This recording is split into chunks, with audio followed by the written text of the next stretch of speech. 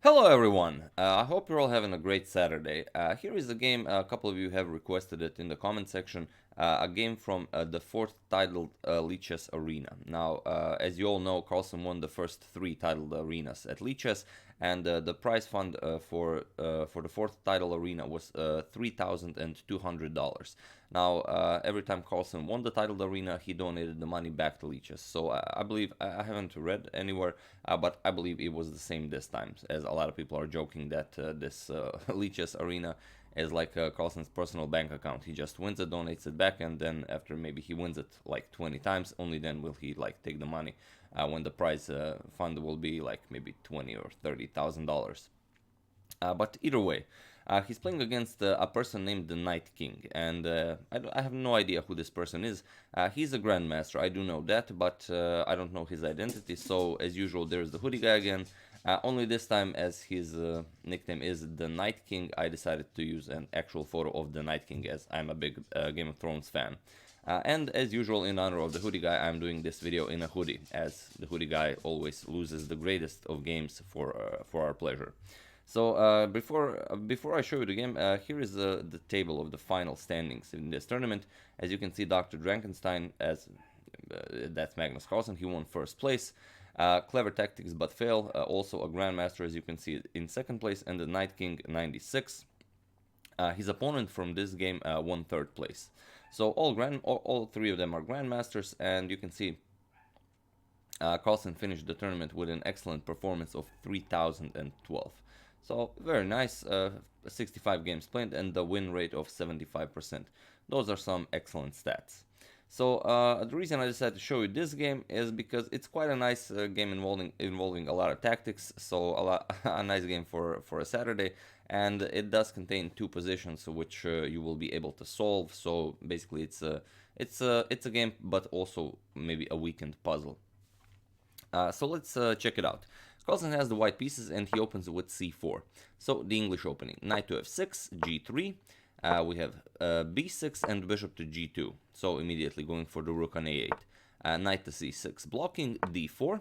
Obviously preparing d5. Now e6 and the immediate d5. Pawn captures. Knight has to move. Knight to e5 and knight to c3. We have bishop to d6. And this is a weird move. Obviously, bishop to b4 was somewhat better. This comes with the idea of maybe later playing something like c6 and then finding a nice square for the bishop here.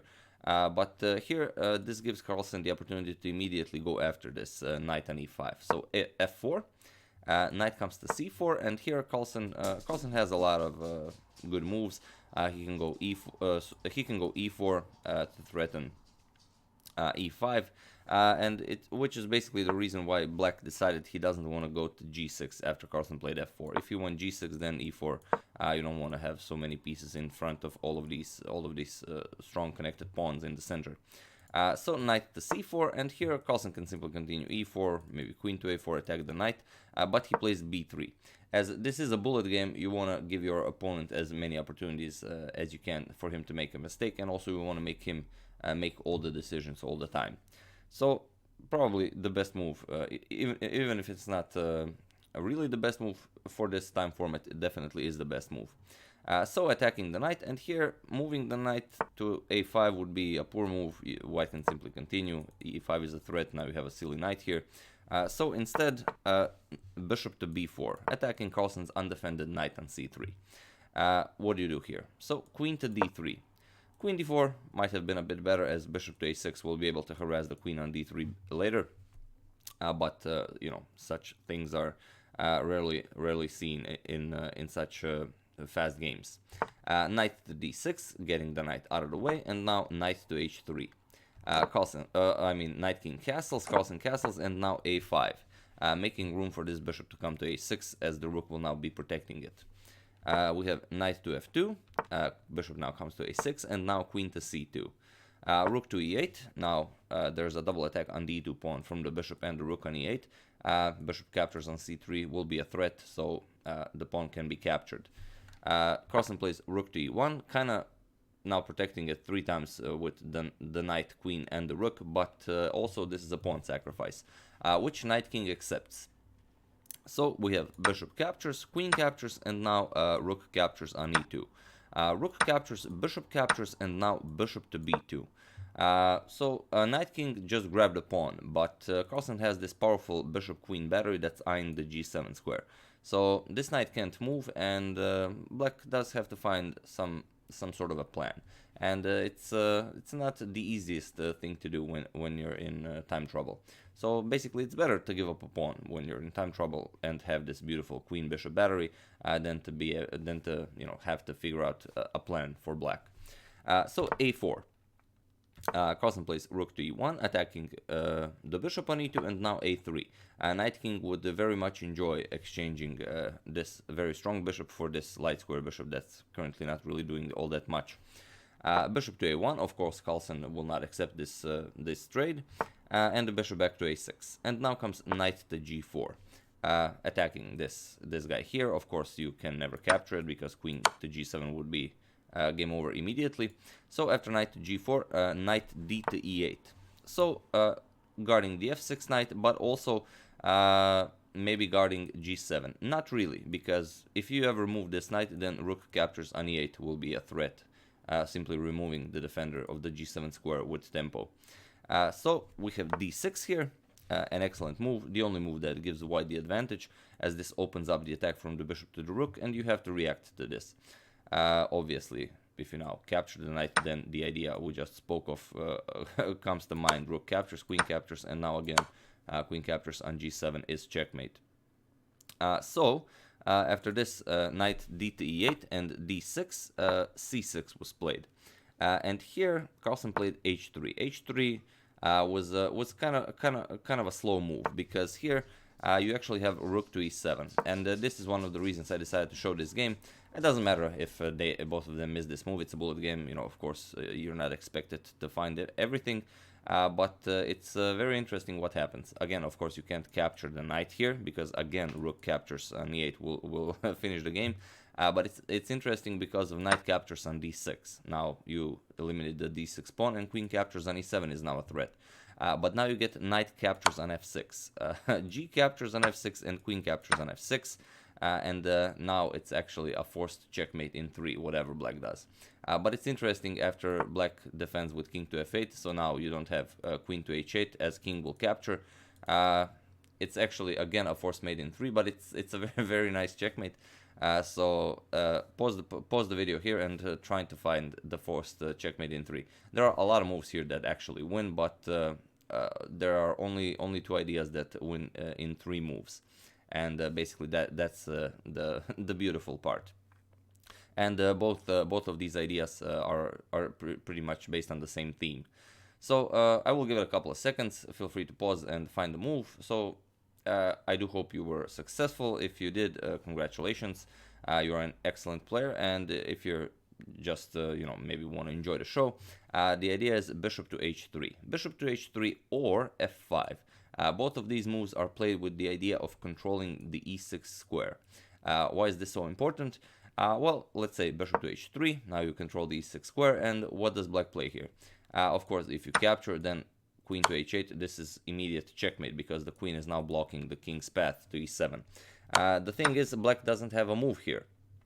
Whatever you play, white will play queen to h8 to check. Of course.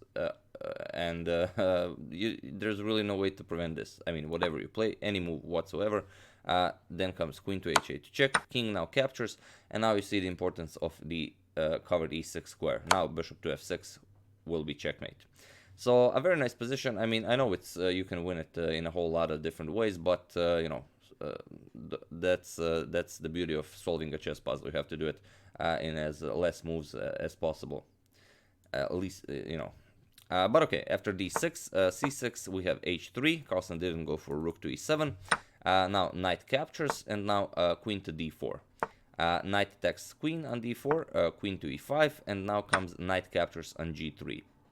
So Carlsen kind of spoils his position, but still he has this powerful queen bishop-queen battery, and that's very hard to deal with. Knight captures on f6, we have pawn captures, and now queen to e3, attacking the knight. Knight to f5, attacking the queen. Queen to e4, and now knight to g7. And here Carlsen pushes f5. Of course, he wants to play either queen to g4 or queen to h4, depending on what black plays. Here Knight King played queen to e8, and now Carlsen has this very nice queen to h4 that gets the queen out of the way. He doesn't want to trade queens, and also guards the rook on e1 that is now attacking the queen. Queen to f8, and now bishop captures on f6. Here, the only way for black to actually continue playing this game is bishop to d3. Bishop to d3 is a move that you would find maybe not even in a classical game, let alone in such a low time format. With the idea that you want the real threat is here is rook to e3, rook to g3, and then you have a winning attack on g7. But the idea of bishop to d3 is now that rook to e3 is met with bishop captures on f5, and this is met with bishop to g6. But it doesn't matter. You don't have to make a rook lift here. You can simply play queen to g5, protect this guy, and only then make a rook lift, and then you'd have to play something like h6, queen captures, and only then capture here. But it would still be a winning attack for white in the long run. After this bishop captures on f6, Knight King played queen to c5 check, king to h2, and now rook to e8. Rook to e8 is the final losing move, and here is the second puzzle of this video, and it's an even better one than the first one. So here you have mate in 3, try to find it. And when Carlsen did find it in like a few seconds, but give it a couple of more seconds because you could easily miss it, as it's it's not that immediately all that clear. So I do hope you pause the video and try to solve it. I will give it a couple of more seconds, just in case, for you to decide. So okay, for those of you who did find the move, congratulations, you are once again an excellent player. And for those of you who just want to enjoy the show, if you found queen to g5 with the idea of queen g7 checkmate, then you would not win this game brilliantly as Carlsen did, because now black has queen d6 check. And now what do? If you go king h1, king g1, you lose the rook with check. If you play queen g3, black simply exchanges queens and then grabs your rook on e1. So the only move you have here as white is actually rook to e5. And here black can capture your rook. With check, you have to capture back, and now rook captures here. And now you have a bishop, rook, and a knight against the queen and this bishop, and you do have a whole lot of pawns. So white is still better here, but you would not, be winning this game in 3 moves, like we've said. So after rook to e8, the move you had to find is not queen to g5, but rather queen to g3. And now black is lost. There is no more queen to d6 check. It's very simple, but in time trouble you could easily make this mistake of playing queen to g5. So Carlsen did play queen to g3, and it was in this position that Knight King resigned the game. There is nothing you can do here.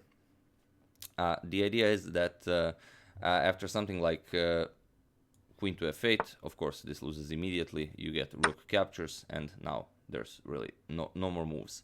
Queen has to capture, and queen captures here. Or queen doesn't have to capture, you can simply play any other move, and then queen captures is again checkmate, because the queen is now pinned. So you do get this funny formation again, the chess threesome, as we do call it here on this channel. So yeah, basically that's it. Carlsen winning the Lichess title arena for the 4th time, winning $3,000 and $200,000 and donating it back to Lichess. So a very nice thing. I mean, it's not like he donated it. He first has to give someone else the opportunity to win this, because he already won it for the 4th time. So we'll see if he will be able to win it every time, because this time it was somewhat close.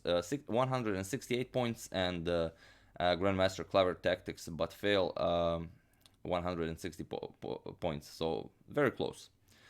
So yeah, and if anyone has any idea who the Knight King is, do share in the comments. I'm sure everyone would love to know who this Grandmaster is, and also maybe who Grandmaster Clever Tactics but fail is. Do share in the comments. So yeah, I would like to thank Richard Gruis, William Greeny, Kristaps Murmanis, Patrick Kelly, and Josef Turcel for your contribution to my channel. Thank you a lot, I really appreciate it. As usual, you can check 2 of my previous videos here. Thank you all for watching, and I will see you soon, hopefully with another interesting video from your suggestions. Thank you all.